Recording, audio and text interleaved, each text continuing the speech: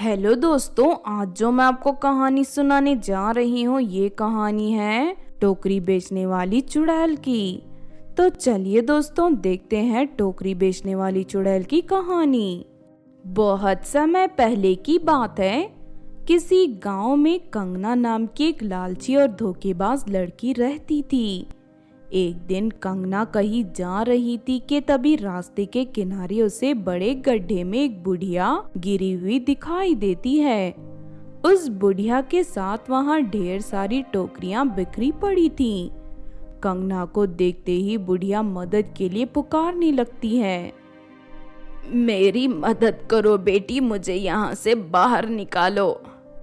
कंगना फौरन उस बुढ़िया के पास पहुंच जाती है और एक बड़ी सी रस्सी गड्ढे में फेंककर उस बुढ़िया को बाहर निकाल लेती है और साथ ही एक एक कर उसकी सभी टोकरियों को भी बाहर निकाल लेती है।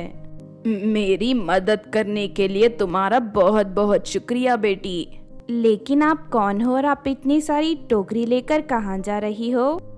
बेटी, मैं टोकरियां बेचने का काम करती हूँ। सामने वाली पहाड़ी के ऊपर जादूगरों की बस्ती है।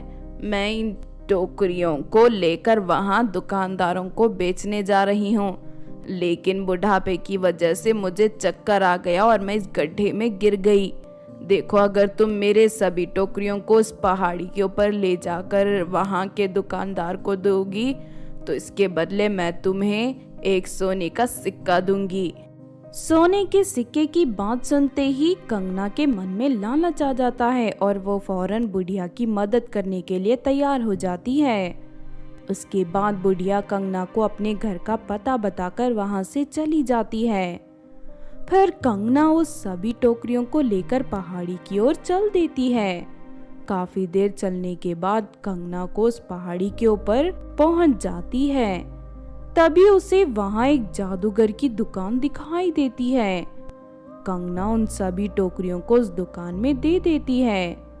उसके बाद कंगना उस बुढ़िया के बताए हुए पते पर पहुंच जाती है। बुढ़िया का घर बहुत ही खूबसूरत था। उसके घर के अंदर तरह तरह की सुंदर चीजें मौजूद थी। ये सब देख कंगना को बड़ी हैरानी होती है। ठहरो बेटी, मैं अभी तुम्हें सोने का सिक्का देती हूँ। इतना कहकर बुढ़िया कंगना को सोने का सिक्का दे देती है। फिर अगले दिन से कंगना रोज उस बुढ़िया के बनाए हुए टोकरियों को पहाड़ी पर ले जाकर जादूगर की दुकान पर देना शुरू कर देती है। इस तरह कंगना के मेहनत के बदले में बुढ़िया रोज उसे एक सोने का सिक्का देती है। फिर एक दिन कंगना बुढ़िया को अलमारी से सोने का सिक्का निकालते हुए देख लेती है। वो अलमारी पूरी सोने के सिक्कों से भरी हुई थी। अपनी आंखों के सामने इतने सारे सोने के सिक्के देख कंगना चौंक जाती है।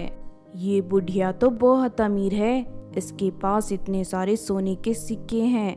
अगर मैं इन सभी सोने के सिक्कों को हासिल कर लूं तो आज के बाद मुझे कभी पैसों की कमी नहीं होगी। इस तरह कंगना के मन में लालच सवार हो जाता है और वो उसी वक्त उस बुढ़िया का गला दबाकर उसे जान से मार देती है। उसके बाद कंगना वहां रखे सारे सोने के सिक्के लेकर भाग जाती है। इस तरह सारे सोने के सिक्के पाकर कंगना बहुत खुश होती है। अब मेरी जिंदगी में कभी किसी चीज की कमी नहीं होगी। मैं कल ही बाजार जाकर अपने लिए शोरूम की सभी चीजें खरीद लूंगी। लेकिन दूसरी तरफ वो बुढ़िया मरने के बाद एक चुड़ैल बन जाती है। उस लालची लड़की ने धोखे से मेरी जान ली है, अब मैं उसे मार कर अपना बदला लूंगी। फिर रात होते ही वो चुड़ैल कंगना के घर पहुंच जाती है और दरवाजे को जोर जोर से खटखटाने लगती है। आवाज सुनकर कंगना नींद से जाग जाती है और दरवाजा खोलकर बाहर झांकने लगती है। तभी वो चुड़ैल कंगना को पकड़कर उसे जमीन पर पटक देती है। उस बुढ़िया को चुड़ैल के रूप में देख कंगना के हाथ पैर कांपने लगते हैं। अरे नहीं, ये क्या हो गया? ये बुढ़िया तो मरने के बाद चुड़ैल बन गई। अरे कोई मुझे बचाओ वरना ये मेरी जान ले लेगी। क्यों रे लालची लड़की, तूने क्या सोचा था? मुझे मार कर तू मेरे सारे सोने के सिक्के हड़प लेगी? उन सोने के सिक्कों से मैं गरीब अनाथ बच्चों को खाना खिलाया करती थी। देखिए चुड़ैल जी, मुझसे गलती हो गई, आप मुझे माफ़ कर दीजिए। मैं आपके घर में रखे सारे सोने के सिक्के आपको लौटा देती हूँ। नहीं नहीं, मैं तुझे माफ़ नहीं करूँगी। तेरी जैसी धोखेबाज और दुष्ट लड़की को जिंदा रहने का कोई हक नहीं।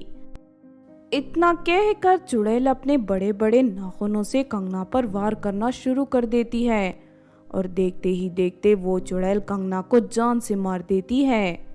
उसके बाद चुड़ैल कंगना के घर में रखे सारे सोने के सिक्के उठाकर वहां से चली जाती है। तो आपने देखा दोस्तों टोकरी बेचने वाली चुड़ैल की कहानी। इस कहानी से हमें ये सीख मिलती है कि दूसरों की दौलत हड़पने वाले लालची और धोखेबाज लोग कभी अपने गलत इरादों में कामयाब नहीं होते। एक ना एक दिन उन्हें उनके किए की सजा जरूर मिलती है।